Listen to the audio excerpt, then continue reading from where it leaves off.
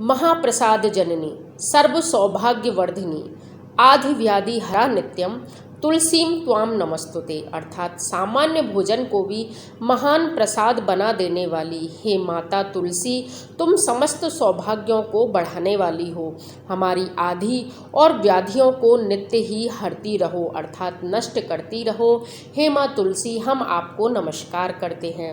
ब्रह्मा जी कहते हैं कि कार्तिक महीने में जो भक्त प्रातःकाल स्नान करके पवित्र हो कोमल तुलसी दल से भगवान दामोदर की पूजा करते हैं, वह इस लोक में भोग तथा अंत में मोक्ष को प्राप्त करते हैं।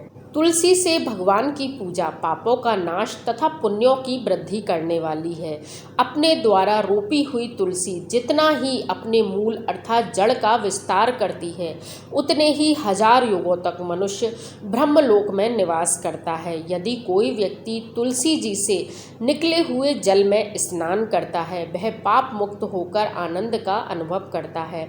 जिसके घर में तुलसी का पौधा विद्यमान है, उसका घर तीर्थ के समान है, वहाँ यमराज के दूत नहीं जाते। जो मनुष्य तुलसी की लकड़ी से युक्त गंध को धारण करता है अर्थात तिलक लगाता है, तो क्रियमाण पाप अर्थात नित्य किए जाने वाले पाप उसी दिन नष्ट हो जाते हैं।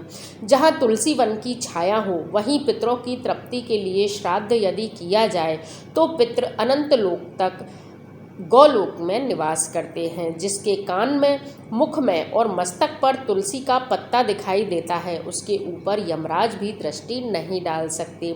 यह हुई कार्तिक मास में तुलसी जी की महिमा। आइए अब हम सब मिलकर कार्तिक में नित्य सुनी जाने वाली तुलसी जी की कथा का श्रवण करते हैं। प्राचीन काल में हरिमेधा और सुमेधा नामक दो ब्राह्मण थे। वह जाते जाते किसी दुर्गम वन में परिश्रम से व्याकुल हो गए। वहां उन्होंने एक स्थान पर तुलसी दल देखा। सुमेधा ने तुलसी का महान वन देखकर उसकी परिक्रमा की और भक्तिपूर्वक प्रणाम किया। यह देख हरिमेधा ने पूछा कि तुमने अन्य सभी देवताओं व तीर्थों व्रतों में रहते तुलसी वन को प्रणाम क्यों किया? तो सुमेधा ने बताया कि प्राचीन काल में जब दुर्वासा के श्राप से इंद्र का ऐश्वर्य छिन गया, तब देवताओं और असुरों ने मिलकर समुद्र मंथन किया, तो धन्वंतरी रूप भगवान श्री हरि और दिव्य औषधियाँ प्रकट हुईं। उन दिव्य औषधियों में मंडलाकार तुलसी उत्पन्न हुई, जिसे ब्रह्मा आदि देवताओं ने श्री हरि को समर्पित किया और भगवान ने उसे ग्रहण कर लिया। भगवान नारायण संसार के रक्षक और तुलसी उनकी प्रियतमा है, इसलिए मैंने उन्हें प्रणाम किया है।